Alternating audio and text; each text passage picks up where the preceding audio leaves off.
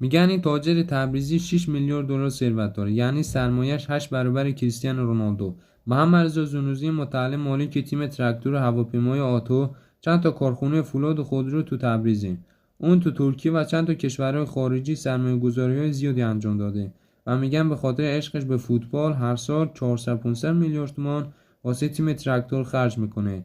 البته از گذشته او اطلاعات زیادی در دسترس نیست و فقط میگن تا حالا چند باری به خاطر مسائل مالی به زندان رفته و بعدش هم آزاد شده. خریدار اتومبیل رئیس جمهور سابق هم هست.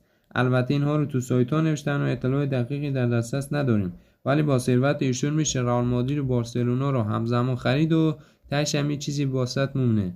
پسرش هم که عاشق منچستر یونایتیده و خیلی وقتا میره تو منچستر تا از نزدیک بازی‌های اینها رو ببینه.